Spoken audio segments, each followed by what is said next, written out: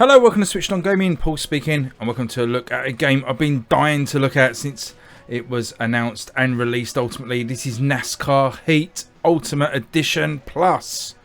Bit of a mouthful there. This comes from Motorsport Games and will set you back $40, £35.99. As I said, I've been wanting to check this one out. Quite enjoying NASCAR and enjoyed the games over the years from way back on the early days of the PC, the DOS games, all the way through. I've had NASCAR games on pretty much every system, and I thought it was quite interesting. This one's coming to the Switch. You know, it's quite a big racing game, quite a modern racing game. So, see how it holds up. First of all, here this is the Plus edition of the Ultimate Edition. So you get the DLC included, which includes the 2021 season. So you can play that with the updated liveries, and there's also some DLC packs that are included here, which included drivers and liveries that were released when NASCAR Heat came out. This game's got a career mode, it's got online multiplayer, you can just have a one-off race, and you can create your own championship, which is pretty cool. So there's lots of different things that you can get involved with. We're just going to have a quick look at the career mode first, and just show you how that works. So I've been working my way through my first career. Now, if you're familiar with NASCAR Heat games at all, you'll know that you can start these careers at any kind of level. So you can start right in the beginner levels, the dirt racing levels, and then progress your way to trucks, and then the second series of NASCAR, the lower second tier series of NASCAR, and then finally the full Infinity Cup series. So this is your hub for your career mode. So we just go quickly across the top. We've got the current event information, shows you where you are in the current standings. I've been through 12 races at the moment of the 36 available. Shows you what track's up next. Shows you your contract as well. You get different sponsor contracts, bottom left hand corner there. Need to finish top 35 in 3 top 35s within 5 races to get a bonus, which I've done. So I'm waiting for the payout of that. Here's my teammates for the RWR team, Wick Rare Racing. Oh, that's a tongue twister. And there's my teammates there, James Davison, Cody Ware, and Joey Gass. Or Gaze. Season standings. And you can flick through all the different racings there. So it's like the schedule. Now, future plans. I like this. This is where you can switch to different teams and better teams. You see that in the middle of the screen there, there's the team information with the star rating of how good the car is. Currently in a 3-star car, but you can work your way into better teams and get a 4- and 5-star car to make you more competitive. But I like the way you can't just jump to any team. You have to meet certain obligations on the top right-hand side there. So teams will only sign you if you've got good ratings. So I like that. And then finally, the About Me tab, you can see there's a very moody picture there, which kind of sums up the graphics. We're going to take a look at a race in a second, because I know that's what people are going to be interested in. So let's go to the first race of the video. This is at the Martinsville Speedway.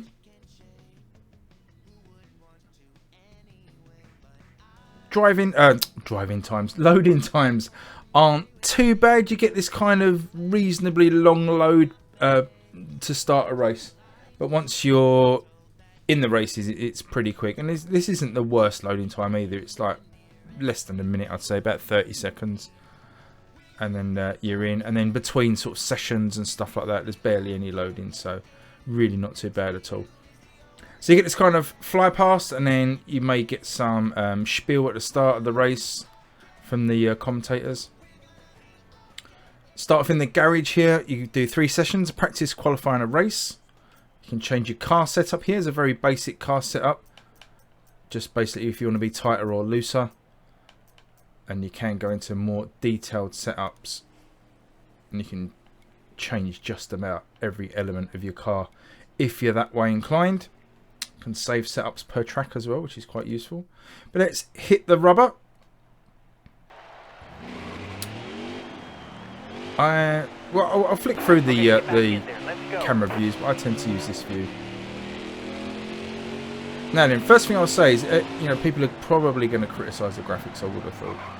I don't think they're too bad. They're probably going to come across worse on YouTube than they do in real life. I've seen a few reviews of the Switch version that's, you know, hammered it. Some of them hammered it, some of them enjoyed it. All of them commented on how bad the graphics are. To me, as a realist and as an experienced gamer that's been around the block and seen all these things, and I'm not really a graphics hoe, they're acceptable. They're not the world's best graphics, but I don't expect that from the Switch in most games.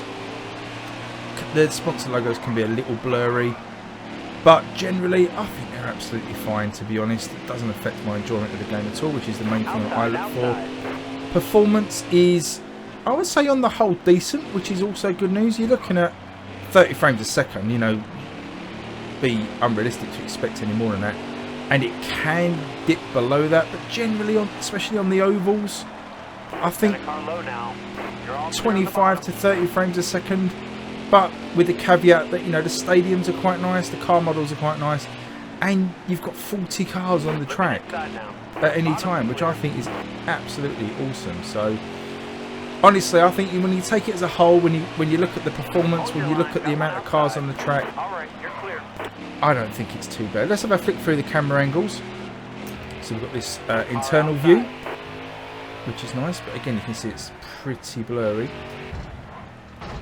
Oddly, I don't use this view, and I'm very much someone that loves a cockpit view in racing games, especially simulation racing games, but I barely use this view. I think because I enjoy the sort of the colourful cars. Quite like to view them from the external view. So got a hood cam, a couple of hood cams, bumper cam, and then you've got this far chase view, which again is quite nice and maybe an option if you're not too keen on the close-up or the closer view with the possible blurry decals in the car. But I quite like this view, the sort of close-up chase view.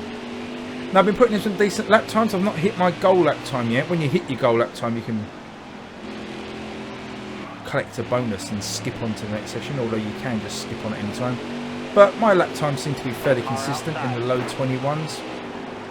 Oh, high 21s, sorry. This is going to be absolute carnage, this track, I can just tell. I used to watch NASCAR quite a lot, but I haven't watched it for ages, so I can't remember. But you know, some of these small lap tracks can be absolute carnage, so I'm expecting the worst here. But let's just finish off this lap, see if I can hit my target time. I'm not going to hit that lap to 22 dead. We'll go back to the garage.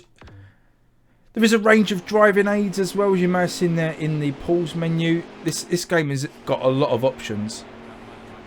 Again, really quite impressive. Actually, we can have a look at that now. Let's have a look at driving aids while we're here. Can turn off all these assists. I've been slowly turning them down. These were sort of around about 60%. Been slowly ticking them down as I improve, which is a really nice thing. I like that. Another good thing I like about the game is the AI.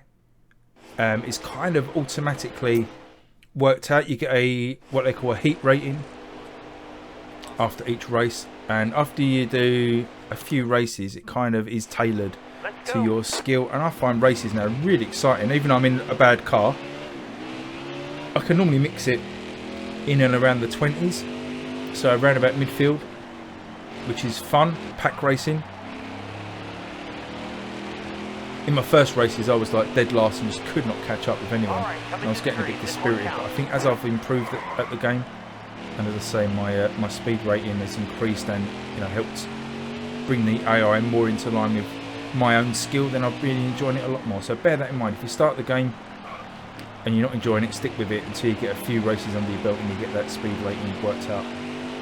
Now this is not going to be a particularly fast time. Oh, I'm inside the goal time for qualifying. Qualifying 29th out of 40.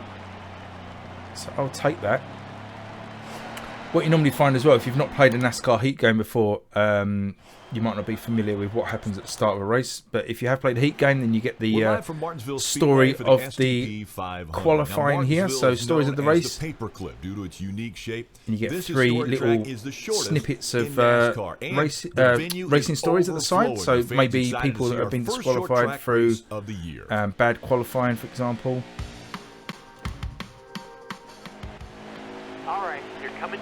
So where am I actually starting? Qualified 29th. I'm actually starting 27th due to other people pick up penalties. Look at the lovely sky as well. Really nice sky boxes. Can be like quite moody like it looks now, or can be really bright and sunny, so they're cool, and the stadiums are nice. Now this is going to be like demolition derby on these small tracks. I won't do a full race here. Races I'm doing at the minute are 7% length, so I've got 35 laps of this one. And you can see we're hitting about 30 seconds a lap, so you're looking at about 15 minutes-ish for a race. And the reason I'm doing 7% is that's the minimum amount you can do before you turn on stuff like tyre wear, which gives the race pit stops and stuff like that. So also allows for flags as well. So I wanted to keep it reasonably realistic. So we're dropping places like dimes here, but we're going up around the outside. So I'll only do a few laps this one. We're quite used to this track anyway. I think what I'll do is I'll show you a road course, because that can affect performance quite badly in some instances, so be prepared for that. And we'll have a look at a super speedway maybe with some speed up. But this race here is going to be you're clear. Got a car low now. Chaos. Oh, got nudged. We are dropping back in places. A lot of these tracks you don't have to actually brake for, you can just let off the gas.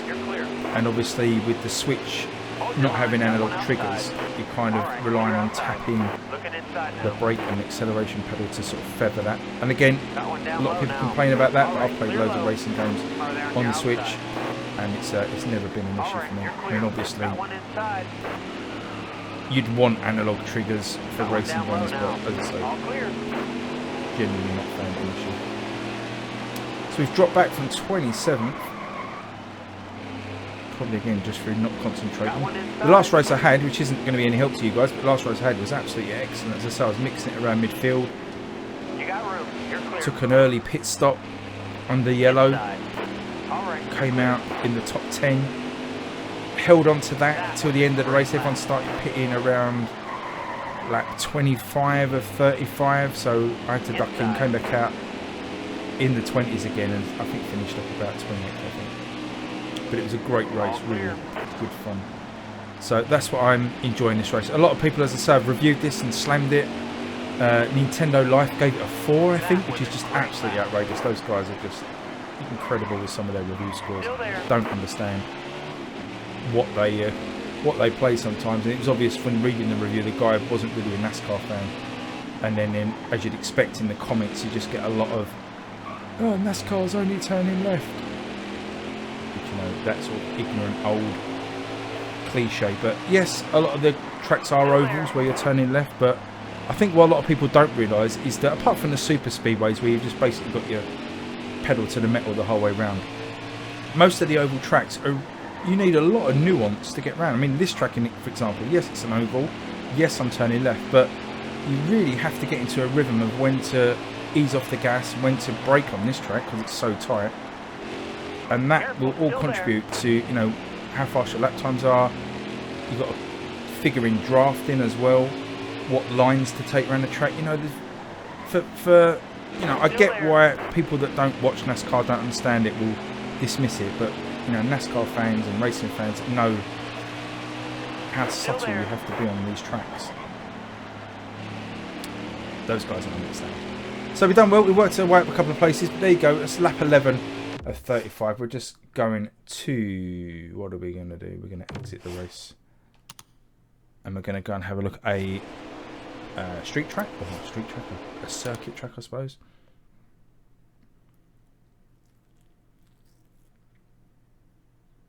See how they play out.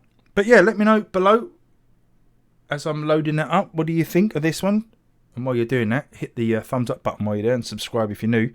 Be really appreciated. But yeah, leave us a comment while we're getting to this loading in this circuit track. What do you think of NASCAR? Have you played NASCAR games before? And what do you think of sort of the graphics on this one? Are you gonna give it a big thumbs down? A lot of people are real sort of graphic purists and don't tend to give the Switch a lot of leeway, and will just slam it if the graphics are a bit blurry like they are in this game.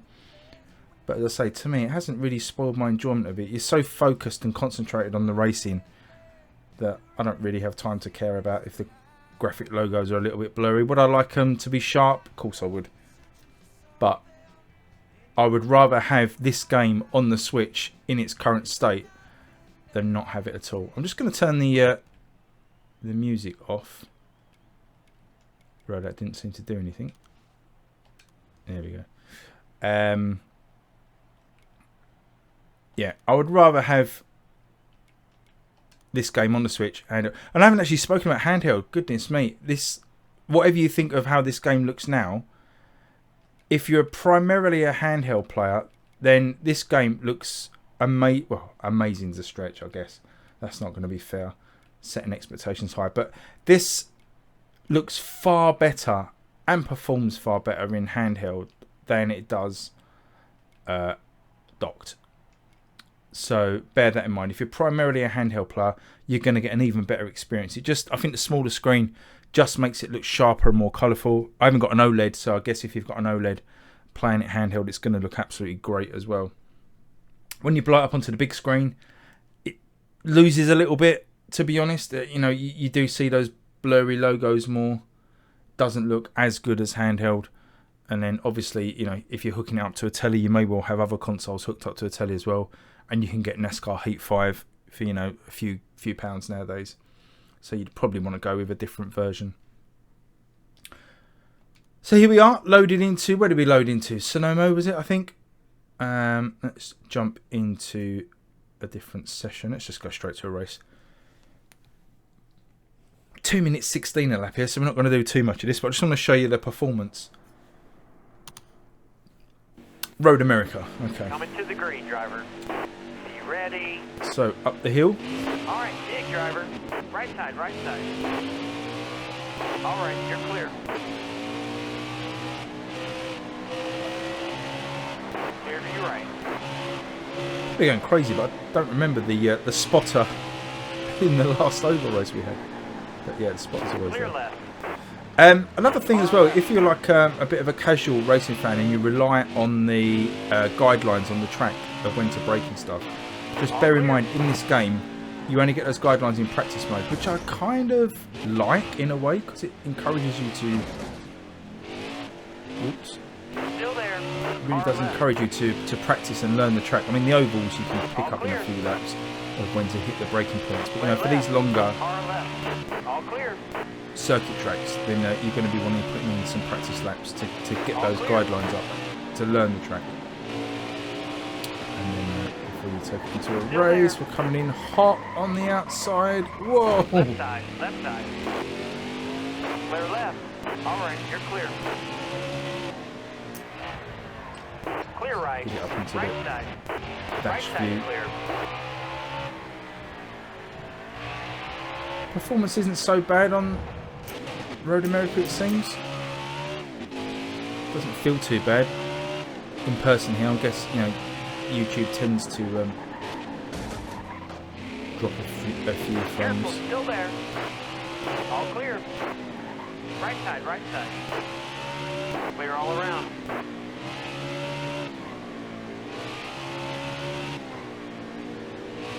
Yeah, it's not too bad at all. Trying to keep an eye on All clear. the map at the Left side. side, left side. Just like the guidelines. But yeah, there you go. That's a road course. Left side, left side. Should we do a super speedway? Probably worth Left having a look, side, isn't it? left side. Just to give you some more All right, information. you're clear. But, so this one has been out a few weeks. I did reach out to Motorsports I spent about a month trying to get hold of someone at Motorsports to get a code so I could give you an early heads up on this one. But in the end, they just absolutely didn't respond at all, which is quite annoying. So I just picked this up out of my own money, just so I could give you a decent opinion on it. We're gonna jump into a super speedway track just before we finish the video. Probably jump into Talladega or somewhere. But you can see when I was looking through the tracks last time, picking Road America there's a lot of tracks to go through. I'll just run through them super quickly in a second when this loads back in. just so you can see what you're getting. But you can see there's loads, absolutely loads. I think there's 36 tracks or something. But if you just keep an eye in the middle there, you've kind of got your track map, so you can see what sort of ovals are. You can see the ovals come in all different shapes. Bristol, there's a good track.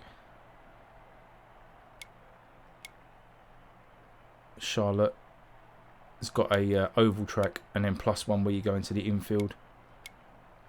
Darlington's fun. Darlington there, you got like two. It's like asymmetrical, so you got a tighter banked curve and a bigger bank curve. Indy for the Indy 500 and the 400 on the NASCAR, and again it's got a inner track for Indy as well. But yeah, there's just loads. One of my favourite tracks historically was Pocono. A weird triangle shape. That's a fun track to drive. But yeah, loads. Let's have a quick look at Indy. I think the super speedways aren't always the most interesting tracks in the world, as you kind of are just full speed. But then that's the three different disciplines of NASCAR, which makes it so interesting. You've got these high speed super speedways where you basically, 200 plus miles an hour, pedal to the metal, trying to race in packs, trying to draft, because you've got no real other way of making much time up apart from getting in a nice draft with someone. Then you've got the smaller ovals where you're not pedal to the metal, and you have nice the brickyard there, where you have to brake or ease off to make it around the track, so you've got a good chance there to outbrake people and make up time. And then you've got the road tracks as well, the circuits and the road courses, which are really fun. So 3 different disciplines. We're going to have just a lap or two of Indy just to finish the video off. If you're jumping off here, thanks for watching, really appreciate it. Hope you enjoyed the video, and I hope it's given you a little bit of an insight. If you've got any sort of interest in racing games and NASCAR in particular, obviously, but if you've been on the fence with this one, I'd say don't worry about it. Don't worry about all the negative reviews. Don't worry about Nintendo Life's 4 out of 10 review, which they really didn't, doesn't seem to be written from the perspective of a racing fan, or certainly a NASCAR fan anyway. I'd say don't worry about that. I've not even spoken about the career mode really in too much depth yet, where you can create your own team and hire drivers and stuff, and basically bring your own team to the career mode. All clear. Clear high, bud. Inside. And you can see basically in these tracks we just foot down all the time basically.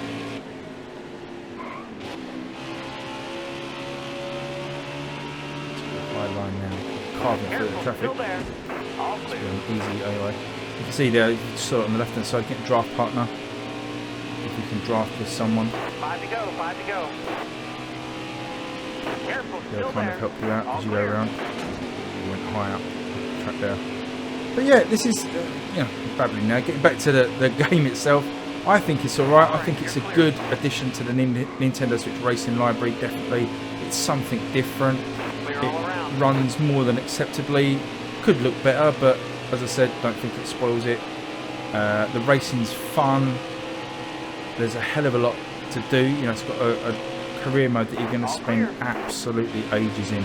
Even if you, like me, you only start in NASCAR and don't do the dirt racing and the truck racing, you're still looking at a 36 race season, and there's multiple seasons. You can race with multiple teams. So just loads and loads and loads of content. So really good game. So that's NASCAR Heat Ultimate Edition Plus on the Nintendo Switch. Let me know what you think below. Thumbs up if you enjoyed the video. Subscribe if you're new. Really appreciate it. Until next time, I will see you again soon. Thanks for watching, everyone. Bye bye.